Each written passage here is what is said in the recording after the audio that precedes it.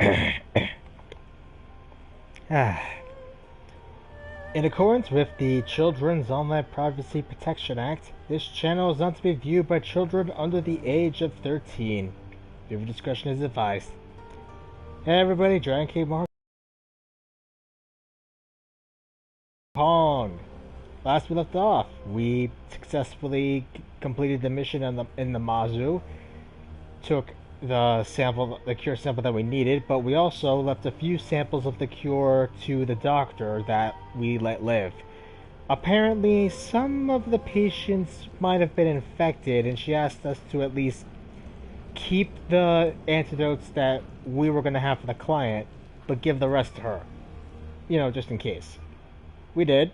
Got paid a little bit, then we got paid even more, then we checked the mail, and, well, that's it. Now we're basically going to go ahead and talk to everybody in the crew, and...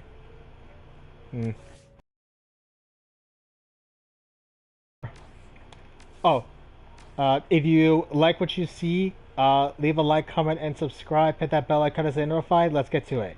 Now, before we do anything, though, let's spend that karma we got. And I think...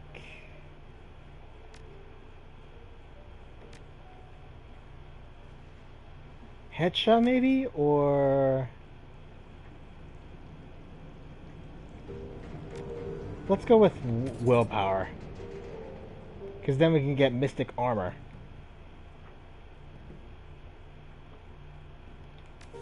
Once we get another 8 karma, we'll be able to do that. Let's go talk with everyone. You catch Duncan at the end of his workout routine. He grabs a towel wrapped around his neck and pulls it toward his face, mopping sweat to reveal flushed skin and brown eyes.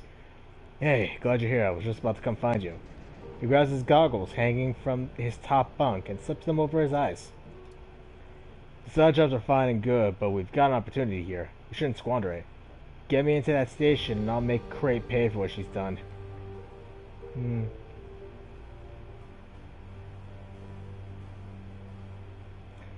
I think we should take advantage of these side jobs. Never know what could happen. We might find something that'll help when we finally confront Crate. Or we might find ourselves dead. Running the shadows is risky business. We want to end up 6 feet under before we ever get to Crate. You want to take that risk?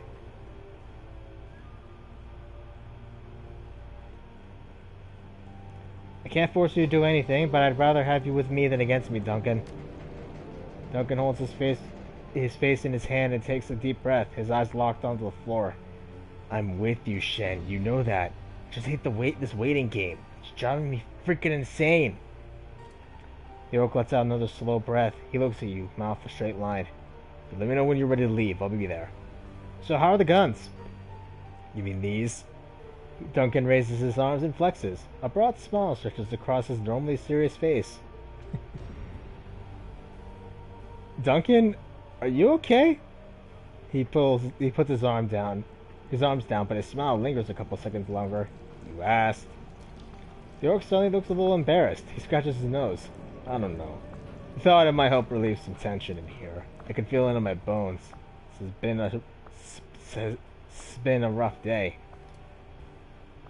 That was a really shitty question anyway. Really, what the hell, Shot? My guns are guns.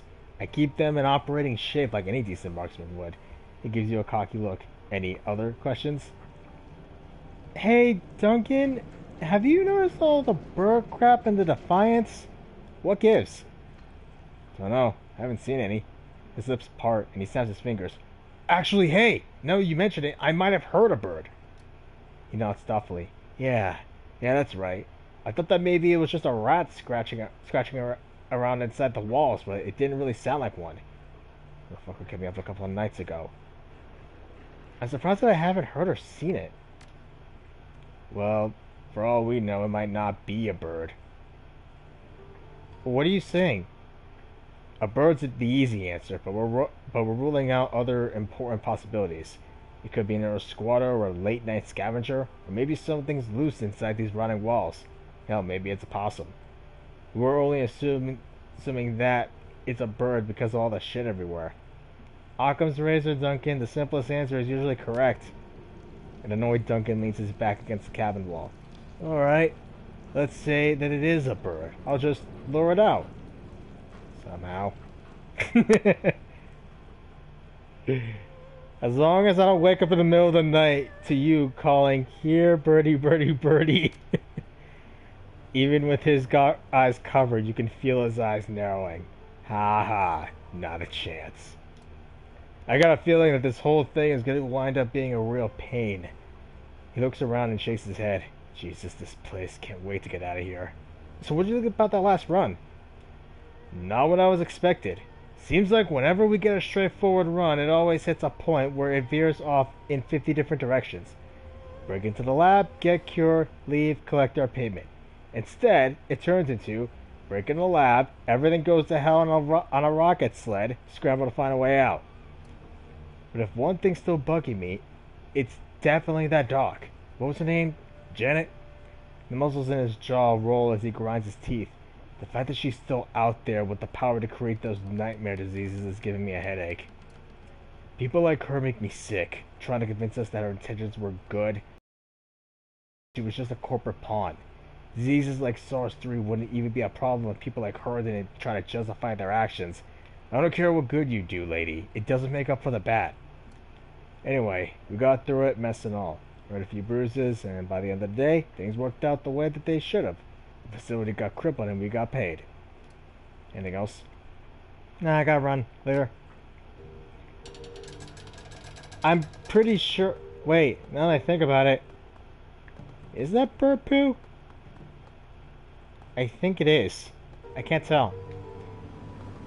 Raptor! Welcome back. Was there something else you did? Have you been doing any more design work on crochet recently? As a matter of fact, I have.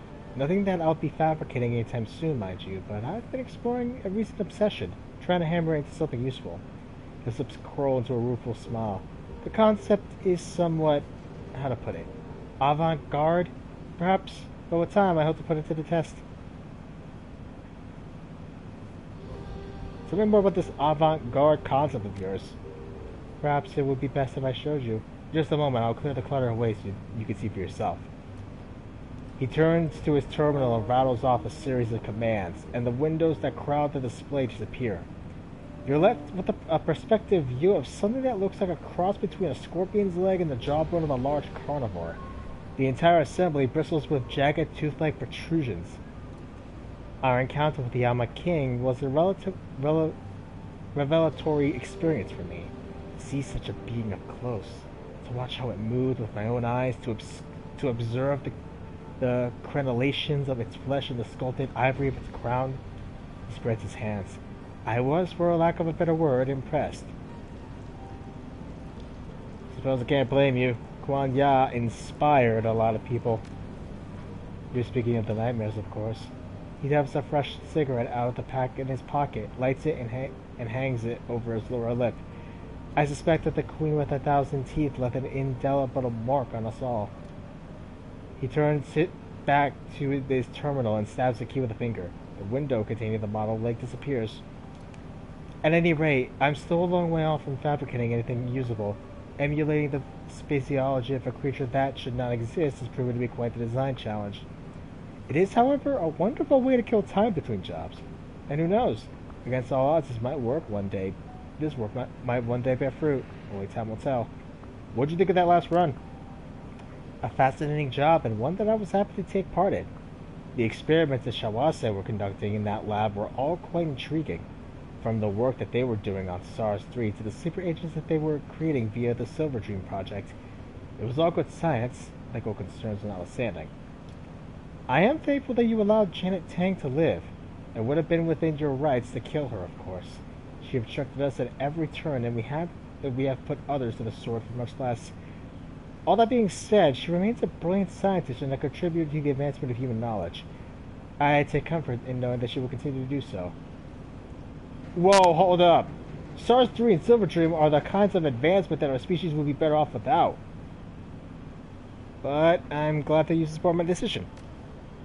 I do, my friend. Very much so. Now do you have any other questions, or shall I return to my work? Gotta run. Later.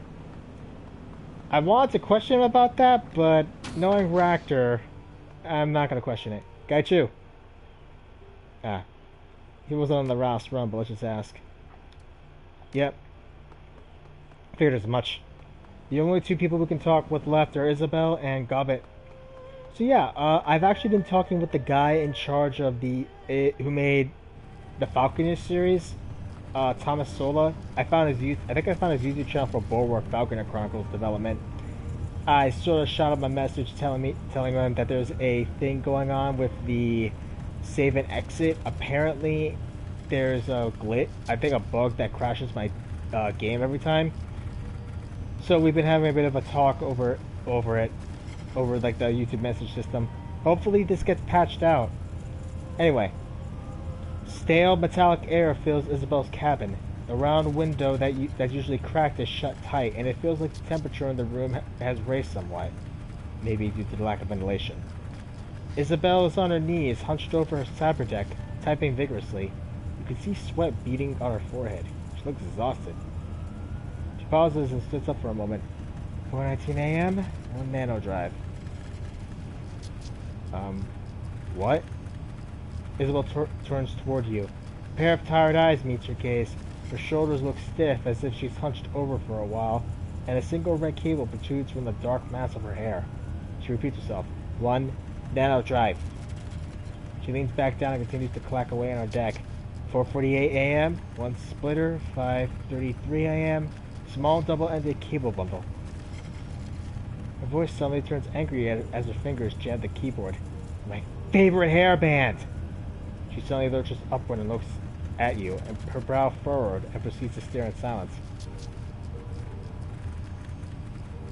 What's this about a hairband?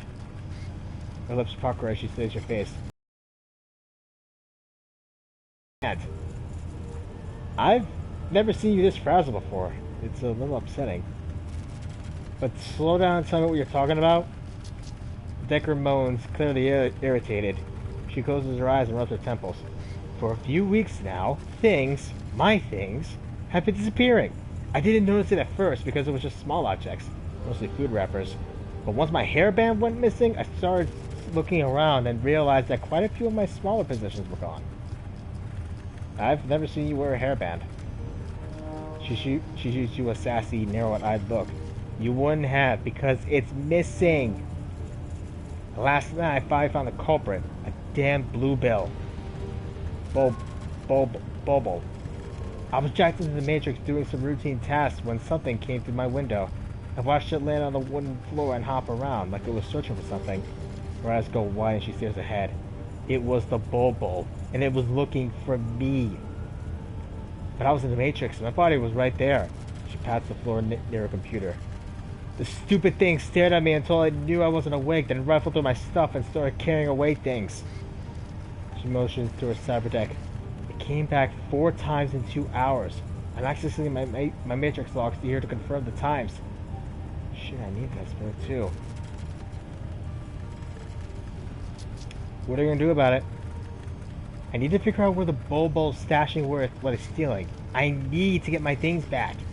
If anyone with any kind of technical savvy finds them before I do, I have no doubt that they'll end up on the black market. Stupid bird doesn't know that it's sitting on a fortune in custom parts. Isabel warily runs a hand through her hair. Her fingers stumble upon the red cable, and she plucks it out with a look of mild disgust. She sighs. Alright, I gotta crack down on this thing, Sean. So if you need something from me, tell me what it is now. Let's think about the last run. Well, it's scenic. Is that all? Isabel shifts the weight on her feet and plucks a hand from her hip. No, I'm just still processing what happened down there. Between you and me, those people, the prisoners, they've got it to me. They got to me. I can't imagine what it'd be like to sense their auras and feel their pain. But I'm sure it would have been a deeply disturbing experience. The whole thing's left me kind of unnerved. I relied so heavily on my tech. To see it used that way, and to know that the Matrix tech that I use every day might have gone through human trials in a lab just like that one.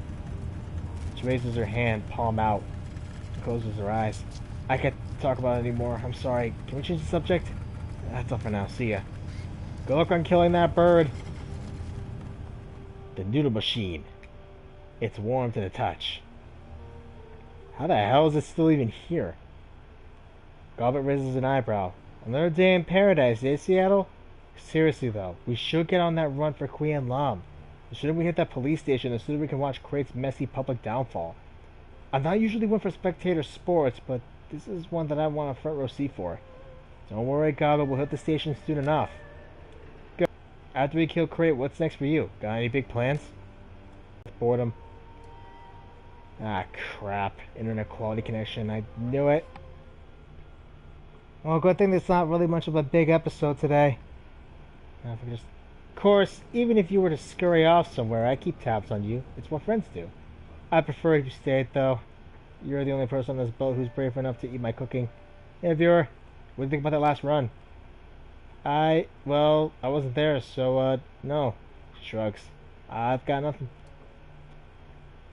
Alright, gotta run. I still wonder how the hell that Newell dispenser got here. So yeah, about the guy who's in charge of Bulwark. We chatted a bit, and he's been asking me questions about the save issue. So far, honestly, not all that bad. Constable? He stands up to his side, his eyes fixated on the PDA in his hands. It's appear to notice you. You see his mouth part and the muscles in his neck tense as he takes a deep breath, then slowly releases it. Runner, what is it this time? Seems like work gets around when the Shadowrunner's in the yard. If it does, then I must not be very popular. After all, I'm my old habits to know when you're around. He motions to your feet, his eyes fixed on his PDA. I heard your footsteps. You can tell a lot about a person by the sound of their footfall, their weight, their height, if they're carrying something heavy, if they're struggling to stay upright, if they got cybered limbs, if they're angry, scared, or happy. The sound of your feet reveals a lot. I simply took note of your stride when we first met. Now I always know when you're coming. He shrugs off and switches his PDA's display screen off and looks at you. Just a little something I picked up on the streets, but I'm sure you're here for other business. Name it. I've gotta go. Waves you away. Go on then. That's kind of impressive, honestly. Not many people can pull that off. Okay. Sergeant? The young taps the butt of her cigarette. The ash caught in the sea breeze disappears behind her in a whirl of wind. The breeze lulls briefly, then abruptly changes directions, causing the tip of her cigarette to glow angrily in response. Takes some getting used to. The weather on the docks or work with the Shadowrunner? Both. She takes a long drag out on her cigarette, her eyes trained on yours. Neither. I've worked in an office before this, at a desk in a place that we called Cubicle Row. You know what I'm talking about? Hundreds of little boxes all covered in paperwork. Mine had a perfect view of the corner office. The windows were shuttered most of the time. I'm not used to seeing open skies and smelling unrefined air. She squeaks her wind-tossed bangs behind her ear, cigarette smoke billowing across her face at the motion. The criminals that I worked with were all names on documents. Rarely did I ever interact with them in person. I'm just trying to adjust, that's all.